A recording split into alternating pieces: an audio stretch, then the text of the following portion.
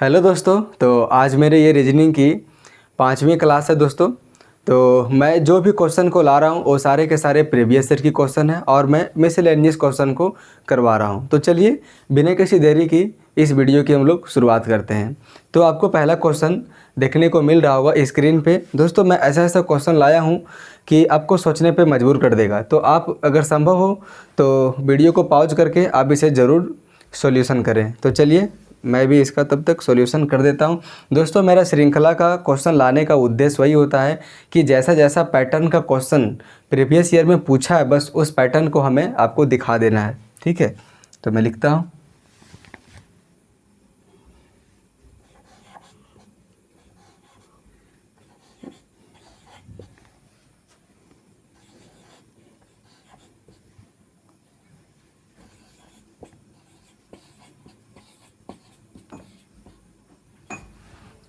अब दोस्तों पूछ रहा है कि इसके आगे वाले स्थान पे क्या होगा।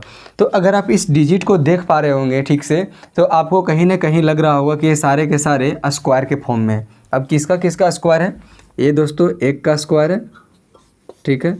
ये है 4 का स्क्वायर, ये है दोस्तों 9 का स्क्वायर, ये है 16 का स्क्वायर और ये है दोस्तों 25 का स्क्वायर है। अब देखते हैं कि कितना कितना का डिफरेंस हो रहा है।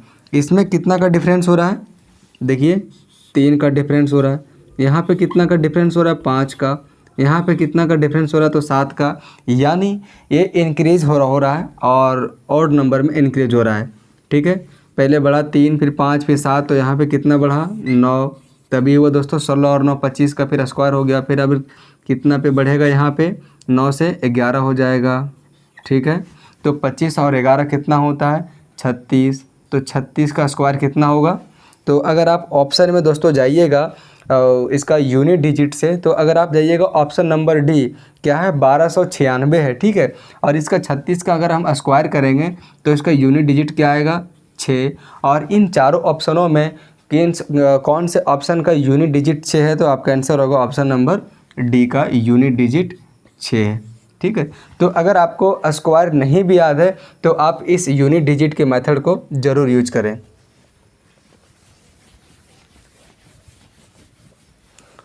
दूसरा क्वेश्चन आपको भी स्क्रीन पर अभी विजिबल हो रहा होगा। तो दूसरा क्वेश्चन है दोस्तों ऑड वन आउट को चुनना है। यानी जो 4 ऑप्शन दिए गए हैं उनमें से 3 ऑप्शन किसी न किसी प्रकार से एक समान है और एक ऑप्शन उससे भिन्न है। ठीक है, तो देखिए पहला क्या है? 1629 है। क्या है? 1629 है ए नंबर में। बी नंबर में क्या है? 3418। ठीक है, फिर क्या है? 2349 है। और डी क्या है? 1834 है। दोस्तों अगर ऐसे संख्या रहेगा और जहां अगर बड़े बड़े का डिजिट रहेगा तो इसमें अधिकांश संभावना यह होती है कि आप इनके सारे डिजिट को जोड़ के एक बार देखिए कि इसका अंक का योग क्या हो रहा है। ठीक है, अगर यहाँ पे हम जोड़ते हैं तो 6 1 7, 7 और 2 9, 9 9 को कितना हो रहा है? 18। क्या दिखता है? 18 यहाँ पर भी आ रहा है। 4 3 7, 7 1 8, 8 और 8 16। हो सकता है कि अगर एक इन दोनों में से भिन्न हो। हम आते हैं ऑप्शन नंबर सी पे। क्या होता है? 2 और 3 5, 5 और 4 9, 9 और 9 18। यानी कि मेरा इसमें भी 18 आ रहा है और इसमें भी मेरा 18 आ रहा है इसके अंकों को जोड़ने पर। और मेरा यहाँ पे कितना आया था? तो 8 1 9, 9 और 4 13, 13 और 3 16 आया था। ठीक है, अब यहाँ अगर 18 आ जाएगा तो मेरा ऑप्शन नंबर क्या हो जाएगा? बी। क्या होता है यहाँ पे देखते हैं? 8 और 1 9, 9 और 3 12, 12 और 4 16 मेरा यहाँ पे आ रहा है। मेरा बात बना? नहीं बना। अब हमें कोई दूसरा पैटर्न को अपनाना पड़ेगा। दोस्तों अगर आप यहाँ पे देखे होंगे कि इस ऑप्शन नंबर ए का प्रथम 3 अंक को जोड़ने पर इसका चौथा डिजिट प्राप्त हो रहा है। ठीक है, यहाँ पे देखिए 1 + 6 + 2 = कितना हो रहा है? 9 हो जा रहा है। ठीक है, अब यहाँ पे देखिए 4 3 7, 7 और 1 कितना हो जा रहा है? 8। ये संख्या प्राप्त हो जा रहा है। ठीक है, अगर आप यहाँ पे आइएगा तो क्या हो रहा है? 2 3 5, 5 और 4 9 हो जा रहा है। इन तीनों संख्या को जोड़ने पर इसका चौथा वाली अंक प्राप्त हो जा रहा है। अब यहाँ पे देखेंगे 8 1 9, 9 और 3 12 होना चाहिए, लेकिन यहाँ पे कितना है? 4 है। तो इस पर मेरा क्या हो जाएगा? ऑप्शन नंबर डी करेक्ट हो जाएगा। ठीक है, चलिए हम लोग बढ़ते हैं अब नेक्स्ट क्वेश्चन की ओर। मैं बहुत इंटरेस्टिंग मैं क्वेश्चन को लाया हूँ दोस्तों। तो तीसरा क्वेश्चन भी ऑड ऑन ऑट से ही रिलेटेड है, ठीक है। अब देखिए, अब इसमें कौन सा लॉजिक को लगाया गया है। ऑप्शन नंबर ए क्या है, 4025 है, ठीक है, 4025 है। ऑप्शन नंबर बी में क्या है, 7202 है। ऑप्शन नंबर सी में क्या है, 6023। ऑप्शन नंबर डी में क्या है दोस्तों, 5061। मैंने आपको क्या बताया कि अगर ऑड ऑन आउट से रिलेटेड क्वेश्चन रहेगा और अगर बड़ी बड़ी संख्या में रहेगा इसका ऑप्शन, तो सबसे पहले आपको प्राथमिकता देना है इसके अंकों को जोड़ को, ठीक है। अब यहाँ पे जोड़ते हैं इनके अंकों को, तो 4 2 6, 6 और 5 कितना होता है, 11। यहाँ पे अगर जोड़ेंगे तो कितना हो रहा है, 7 2 9, 9 2 11। अब यहाँ पे जोड़ते हैं 6 2 8, 8 और 3 कितना होता है, 11। यानी मेरा 3 ऑप्शन में 11 11 मिल गया। अब देखते हैं ऑप्शन नंबर डी में कितना हो जा रहा है, 5 6 11 और 1 12 हो जा रहा है। तो मेरा 3 ऑप्शन कहीं ना कहीं एक तरह से समान हो गया, तो मेरा क्या हो जाएगा, ऑप्शन नंबर डी आंसर हो जाएगा इसका, ठीक है। चलिए हम लोग बढ़ते हैं अब अगले क्वेश्चन की ओर। और अगला क्वेश्चन एक प्रश्न आकृति से संबंधित है, जो नॉन वर्बल की क्वेश्चन है, ठीक है। तो दोस्तों सबसे पहले आपको दिख रहा होगा एक डायग्राम, और उस डायग्राम में उसके 2 विकर्ण दिए गए हैं, 2 डायगोनल दिए गए हैं, और उन दोनों डायगोनल की सहायता से कुल 4 त्रिभुज बन रहे हैं, आप देख रहे होंगे, ठीक है। और 4 त्रिभुज से उसे रेशियो देकर 8 छोटे छोटे त्रिभुज को बनाया गया है, यानी उसकी संख्या को डबल कर दिया गया। बस सेम पैटर्न को फॉलो कराना है हमें उसके अगले वाले स्टेप में। अब अगर देखेंगे उसके अगले वाले स्टेप में, तो उसमें टोटल कितना त्रिभुज है, तो दोस्तों 1 2 3 4 और 4 दूनी 8 त्रिभुज है। तो 8 त्रिभुज से मुझे कितना छोटे छोटे त्रिभुज बनाना है, तो 8 दूनी 16 को हमको त्रिभुज बनाना है। तो 16 त्रिभुज किस में है, तो ऑप्शन नंबर ए में तो नहीं है। ऑप्शन नंबर ए में कितना है, 3 2 5 और 5 दूनी 10 त्रिभुज है। ऑप्शन नंबर बी में कम में है, ठीक है। ऑप्शन नंबर बी में कितना है, 3 2 5 और 5 10 और 4 14 है। अब हम लोग आते हैं ऑप्शन नंबर सी में, एक लाइन में 4 है और ऐसा 4 लाइन है, यानी 4 चौक 16 आ गया। तो मेरा क्या हो जाएगा, ऑप्शन नंबर सी हो जाएगा इसका आंसर, ठीक है। तो उम्मीद है दोस्तों इस प्रकार के नॉन वर्बल के क्वेश्चन आपको समझ में आ गया होगा। अब हम लोग बढ़ते हैं अगले क्वेश्चन की ओर। अगला क्वेश्चन है दोस्तों कि यदि माइनस का अर्थ भाग हो, प्लस का अर्थ गुना हो और भाग का अर्थ माइनस हो तथा गुना का अर्थ प्लस हो, तो कुछ दिया हुआ है क्वेश्चन, उसे सॉल्यूशन करने पर क्या आएगा। क्या दिया हुआ देख लीजिए आप, 49। दोस्तों यहाँ पे क्या दिया गया है कि माइनस के स्थान पे आपको लेना है भाग, ठीक है। तो यहाँ ले लेना है हमें भाग, जबकि यहाँ पे पहले क्या था, माइनस था। उसके बाद है दोस्तों गुना, तो गुना के जगह हमें क्या लेना है, प्लस लेना है, ठीक है। और प्लस करके कितना करना है, 63। और लास्ट में दोस्तों भाग, और हमें भाग के जगह क्या लेना है, तो आपका होगा हमें भाग के जगह माइनस लेना है उसके चिन्ह को। तो सबसे पहले हम बोर्ड मास के नियम से इसे सॉल्यूशन करेंगे। सिंप्लीफिकेशन का कैसा भी क्वेश्चन हो, आप जहां तहां से इसे सॉल्यूशन ना करें, आप बोर्ड मास के नियमों को जरूर प्रयोग करें। तो सबसे पहले बोर्ड मास के नियमों के अनुसार इसमें सबसे पहले भाग का काम करेंगे, उसके बाद जोड़ का होगा, और लास्ट में हम लोग घटाव का काम करेंगे। तो दोस्तों 7 सतह कितना होता है, 49 होता है। तो 7 + 63 - 2 कितना होता है, 63, और 7 कितना हो जाएगा, 70। 70 में से 2 चल जाएगा तो कितना होगा, 68 होगा।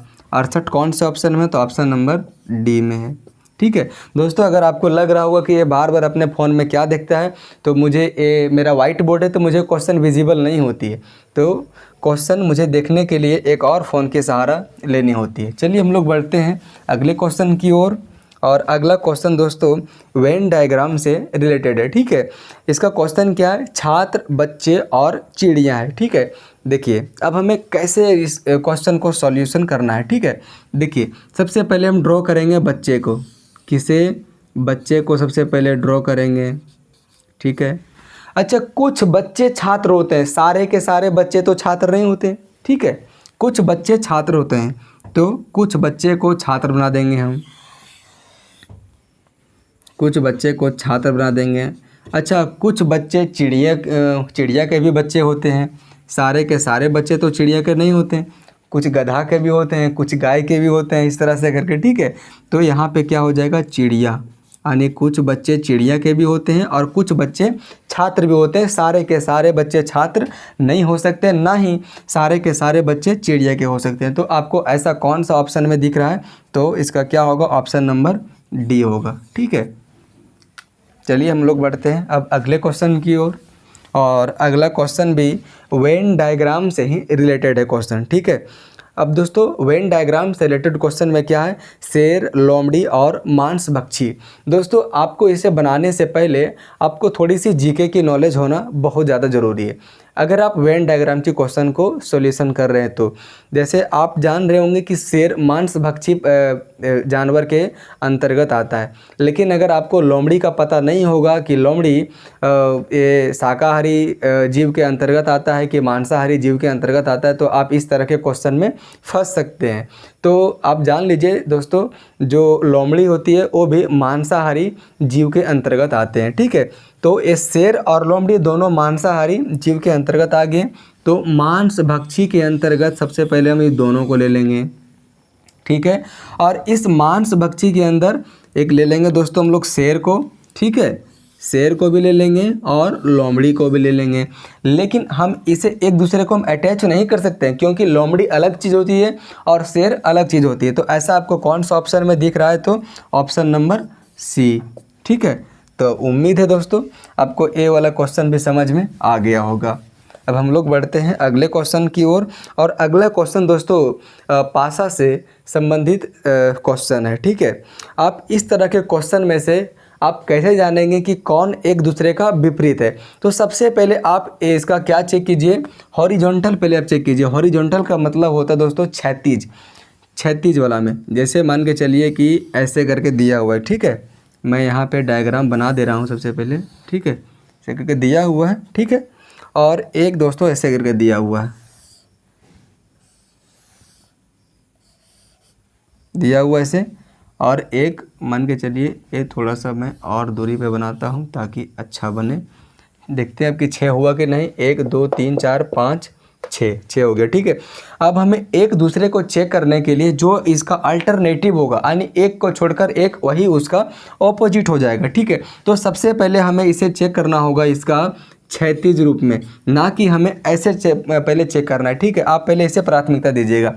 तो जो इसका किसका हो जाएगा, यानी जो ए वाला 1 नंबर है, ये 2 नंबर है, मान के चलिए ये है 3 नंबर, ये है 4 नंबर, ये है 5 नंबर, और मान के चलिए कि ये है 6 नंबर, ठीक है। आप संख्या कहीं से भी ले सकते हैं, कोई मतलब नहीं होता है, ठीक है। आप जान लीजिए पहले हम चेक करेंगे इसे क्षैतिज में, यानी, और मैंने आपको क्या बताया, जो आप यहाँ पे अल्टरनेट एक दूसरे का अपोजिट हो जाएगा। तो एक का अपोजिट क्या हो जाएगा, इसका अल्टरनेट 3 हो जाएगा, यानी एक का अपोजिट क्या हो जाएगा, 3 हो जाएगा, ठीक है।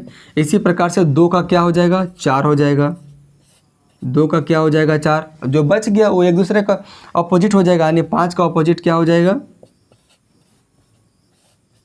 6 हो जाएगा, ठीक है। लेकिन स्टैंडर्ड पासा जिसमें रहेगा ना, वो उसका कुछ अलग होता है कॉन्सेप्ट। जब उसका क्वेश्चन आएगा तो मैं आपको बताऊंगा। तो दोस्तों क्वेश्चन है कि इस खुले घन से कौन सा आकृति को नहीं बनाया जा सकता है, ठीक है। अगर आप आते हैं ऑप्शन नंबर 1 में, ठीक है, आप ऑप्शन नंबर 1 के सबसे पहले वाले, जो सबसे उसके ऊपर वाले जो फलक है, आप उस पर आइए। सबसे ऊपर वाले फलक में इस प्रकार के कुछ आकृति बना हुआ है चतुर्भुज टाइप में, ठीक है। तो उस चतुर्भुज का अपोजिट कौन सा होगा, ठीक है। तो उस चतुर्भुज का दोस्तों अपोजिट हो जाएगा ए वाला। 1 2 3 कैसा बनाया हुआ है दोस्तों, 4 बनाया हुआ है ना, 3 4। इस आकृति से आप संबंधित जाइए। मान के चलिए मैं यहाँ पे अगर इसे ड्रॉ कर देता हूँ, ठीक है, कि कैसा कैसा क्या क्या है, नहीं है, मैं ड्रॉ कर दे रहा हूँ तुरंत। यहाँ पे दोस्तों 0 है, यहाँ पे 4 है, ठीक है, यहाँ पे स्टार है, ठीक है, यहाँ पे चतुर्भुज है, और ये इस प्रकार से है, और यहाँ क्रॉस दिया हुआ है, ठीक है। तो जो इसका ऑपोजिट कौन हो गया, इसका ऑपोजिट ए वाला हो गया और इसका ऑपोजिट ए हो गया, क्रॉस हो गया, यानी ये स्टार का ऑपोजिट क्रॉस हो गया। इस एक सिंगल वाले सर्कल का ऑपोजिट ए, जो डबल सर्कल बना हुआ वो हो गया, और जो बच गया ए एक दूसरे का ऑपोजिट हो जाएगा। जो एक दूसरे का ऑपोजिट होगा वह सरफेस कभी नहीं दिखेगा एक दूसरे को। अगर एक दिखेगा तो एक नहीं, और एक दिखेगा तो एक नहीं दिखेगा। मान के चलिए अगर इन जैसे किसी भी पासे में अगर आपको 3 फलक दिख रहा है, जैसा कि अगर आप अभी ऑप्शन में देख रहे होंगे, चारों ऑप्शन में आपको 3 फलक दिख रहा होगा, ठीक है। तो तीनों फलक का जो इसका ऑपोजिट होगा वो उस 3 फलक में कोई भी आकृति उसका नहीं होगा, ठीक है। तो अगर हम आते हैं ऑप्शन नंबर 1 में, तो सबसे ऑप्शन नंबर 1 का सबसे ऊपरी वाला फलक में इस प्रकार का डायग्राम दिया गया। तो इस प्रकार का डायग्राम का ऑपोजिट कौन सा होगा, तो ये वाला होगा। अगर ये दोनों डायग्राम किसी भी पासा में अगर मिल गया तो उस आप समझ लीजिए कि वो उससे नहीं बनाया जा सकता है पासा, ठीक है। तो देखिए अब ऑप्शन नंबर ए में ही इसका, ऑप्शन नंबर ए ही हालांकि इसका आंसर होगा। ऑप्शन नंबर ए में ए वाला भी डायग्राम दिया हुआ है और ऐसा वाला भी डायग्राम दिया हुआ है, ठीक है। उम्मीद है दोस्तों आपको ये भी क्वेश्चन समझ में आ गया होगा, ठीक है। इस प्रकार से क्वेश्चन जो खुले घन से क्वेश्चन अब एग्जाम में बहुत ज़्यादा पूछ रही है। आप देखेंगे अगर आप प्रीवियस ईयर के पेपर को, तो इस तरह का क्वेश्चन बहुत आ रही है, ठीक है। अब दोस्तों जो नेक्स्ट क्वेश्चन है आप उसे ध्यान से देखिए, ठीक है, कि जो बोल रहा है कि जो आकृति दिया गया है ऐसे करके वाला, जो आकृति दिया गया है ऐसे करके, ठीक है, ऐसे करके आकृति दिया गया है, वो कौन सी विकल्प की आकृति से मेल खाता है। तो आप अगर ऑप्शन नंबर ए में आइएगा तो ऑप्शन नंबर ए में से ऐसा वाला आकृति ऊपर की ओर तो कर्व कहीं नहीं दिया गया है। अब अगर ऑप्शन नंबर बी में आइएगा तो ऐसा करके कर्व तो दिया गया लेकिन नीचे नहीं आया गया।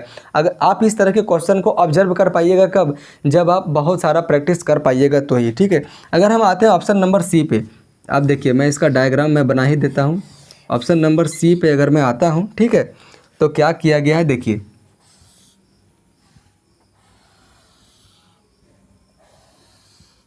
ऐसे करके बनाया गया है, ठीक है।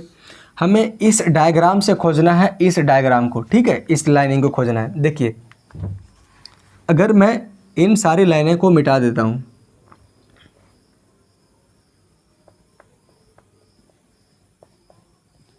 सॉरी दोस्तों ये तो लाइन रहेगी,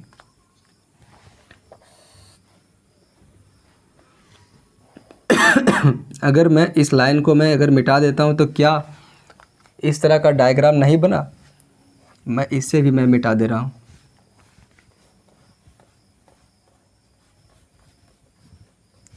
सेम वही मिल गया आपको। तो इसका क्या हो जाएगा ऑप्शन नंबर सी। आपको इस तरह से ऑब्जर्व करना है बहुत ही कम समय अंतराल में, ठीक है। तो अगर आपका प्रैक्टिस रहेगा इस तरह के क्वेश्चन में तो आप बहुत कम समय में ऑब्जर्व कर लीजिएगा। अब हम लोग बढ़ते हैं दोस्तों लास्ट क्वेश्चन की ओर, ठीक है। और इसमें से एक फिगर को मिसिंग कर दिया गया है, उस फिगर मिसिंग को आपको ढूंढ के बनाना है, ठीक है।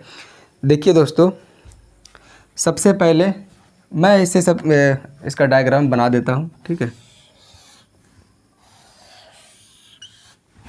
इस तरह से पहले एक चतुर्भुज में हम बनाएंगे। अच्छा देखिए, आप देखिएगा मैन वाला आकृति में ऊपर से एक लाइनिंग दी गई है और नीचे से लाइनिंग दी गई है, लेकिन ऐसे यानी वर्टिकल लाइनिंग नहीं दी गई है। इस प्रकार से वर्टिकल लाइनिंग नहीं दी गई है, ठीक है, लेकिन ऊपर और नीचे दोनों से लाइनिंग दी गई है। आप देख पा रहे होंगे ऐसे करके एक तो लाइनिंग दी गई है और एक नीचे से लाइनिंग दी गई है। तो सबसे पहले यहाँ हम नीचे से लाइनिंग को दे देंगे। तो ऐसा कौन सा ऑप्शन में है, तो सिर्फ ऑप्शन नंबर सी को छोड़कर ऑप्शन नंबर ए में भी है, ऑप्शन नंबर बी में भी है और ऑप्शन नंबर डी में है। तो मेरा सबसे पहले ऑप्शन नंबर सी कट गया, ठीक है। अब हम दोस्तों आते हैं एक चतुर्भुज पे, ठीक है, जो दोस्तों एक तो दिया हुआ है इस कोने से लेकर इस कोने तक में और एक दोस्तों दिया हुआ है यहाँ से यहाँ तक में। अब हमें इन दोनों में ऑब्जर्व करना है कि कौन सा होगा, ठीक है, यानी कि कौन सा होगा। ये जो दिया गया है डायगोनल एक कोना से आएगा कि इसके मध्य भुजा से आएगा, ठीक है। तो अगर आप क्वेश्चन को ऑब्जर्व कर पाइएगा तो इसका आप देखिए, आप ध्यान से आप देखिए क्वेश्चन को, इसका कोना से नहीं दिया गया है। जो चतुर्भुज बनाया गया है, चतुर्भुज के अंदर चतुर्भुज वो इसका जो लाइनिंग है वो कोना से नहीं आया हुआ है, इसका मध्य भुजा से आया हुआ है। और उसके बाद यहाँ से इस प्रकार से एक ठो बनेगा सर्कल बनेगा। तो ऐसा कौन सा ऑप्शन में है, तो आपका आंसर होगा ऑप्शन नंबर ए हो जाएगा। ठीक है, तो दोस्तों आपको इस तरह के क्वेश्चन को ऑब्जर्व करना है बहुत ही कम समय अंतराल में। तो दोस्तों मेरा ये सेशन आपको कैसा लगा आप मुझे कमेंट बॉक्स में ज़रूर बताएं। अगर आपको ये सेशन अच्छा लग रहा होगा तो आप मेरा वीडियो को लाइक कर सकते हैं। Thank you.